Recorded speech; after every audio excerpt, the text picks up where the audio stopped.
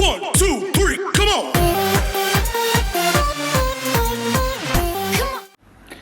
Hi guys, today we will actually go into the part 2 of the alcohol reactions.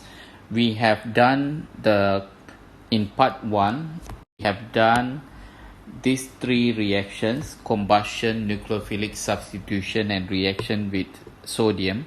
And in this part 2, we are going to actually continue with esterification, dehydration, and oxidation. So we will go for the first reaction, okay, which is going to be esterification. Now, esterification is a reaction between alcohol and carboxylic acid. Alcohol and carboxylic acid, if you heat them under reflux, and if you use the concentrated sulfuric acid as the catalyst, they will give you ester and water.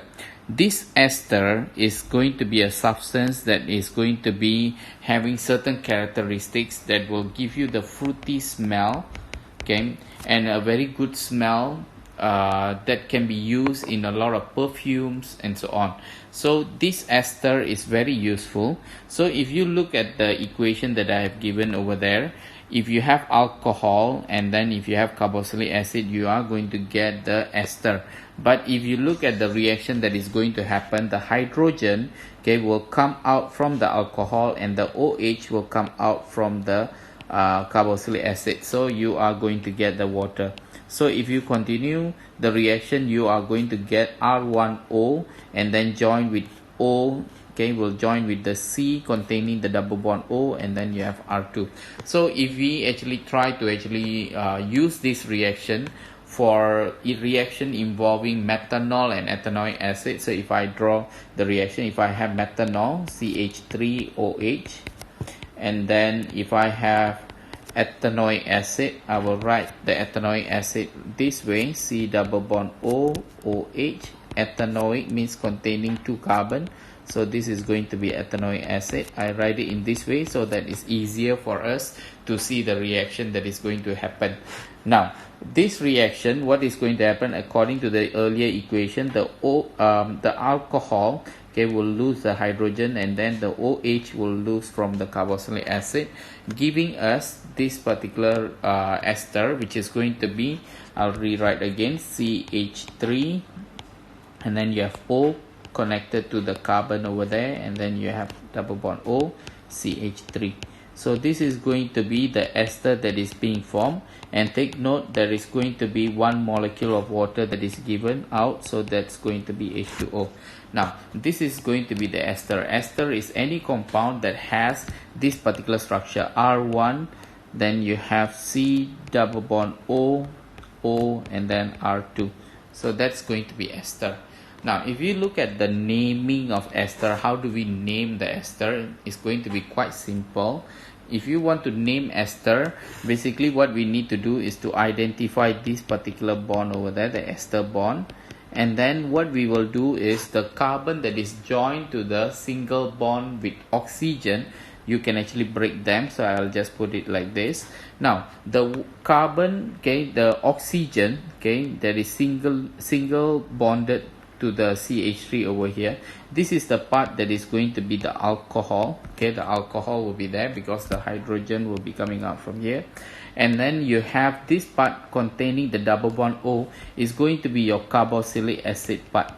And what is going to happen over here, when you want to name, okay, you need to identify what type of alcohol that you have and what type of carboxylic acid that you have. But the naming, the procedure is going to be, we will name according to alcohol first, followed by carboxylic acid. How do we name this? Alcohol, you need to actually put the YL at the end, and carboxylic acid, you just need to put OH at the end. So I'll just show you one example over here. This alcohol containing 1 carbon is going to be methanol. So you have methanol, so it's going to be alcohol, so it's methyl. And then you have 3 carbons over here, that's going to be the carboxylic acid, so that's going to be propanoic acid. Now this propanoic acid, you just need to change it into propanoate.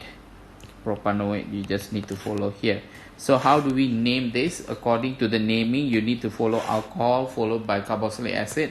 It's not going to be propanoate methyl. The name for this compound is methyl propanoate. So if we actually try to name this compound, the number 2 over here, first of all, just break it over here. This is going to be the alcohol. This is going to be the carboxylic acid. What type of alcohol is going to be ethanol, and this one is going to be propanoic acid. So this one is going to be ethyl, and then this one is propanoate. So you need to actually give name according to ethanol first, then followed by propanoic acid. So it's going to be ethyl propanoate is going to be the name for this compound. So I hope you understand on this. Now for the reaction, next reaction is going to be, we will go into dehydration. For dehydration, alcohol can actually undergo dehydration, and the catalyst that you need to use for this reaction is going to be hot Al2O3 aluminium oxide, or you can actually use concentrated sulfuric acid, or you can use concentrated phosphoric acid. The general equation is going to be the ROH is going to change into alkene to give you water. Now, what is going to happen if you have this example? What happen is going to be the H and OH is going to be changed into water, and you are going to get the double bond over here. So it's quite simple. Dehydration, the important thing that you need to remember is the catalyst that we are going to use. If you are using aluminium oxide, then it's going to be, you need to use hot aluminium oxide, or you can actually heat using concentrated sulfuric acid, or you can heat using phosphoric acid. So take note of all this.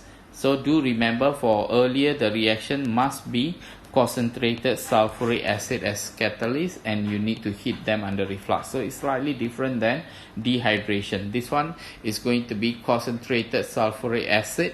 Okay, you can actually just put it to the alcohol. It's going to be changed into alkene. So this one, no need to actually do heated under reflux. It's just going to be direct reaction. You just put the concentrated sulfuric acid, the reaction is going to be dehydration.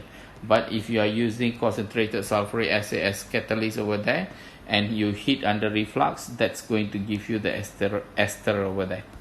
Now, for the last reaction is going to be by oxidation reaction.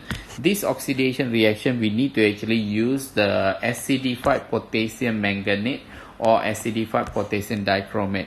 You have learned earlier, alcohol, we have primary alcohol, secondary alcohol, and tertiary alcohol. If you have primary alcohol can be oxidized to become aldehyde, and it will be further oxidized to become carboxylic acid. Secondary alcohol, they can be oxidized to give you ketone. Tertiary alcohol, there is no oxidation. So therefore, you need to know, okay, if you have a positive reaction, in this case there is oxidation, what is going to be the observation when we are using acidified potassium manganate? What is the observation when we are using K2Cr2O7?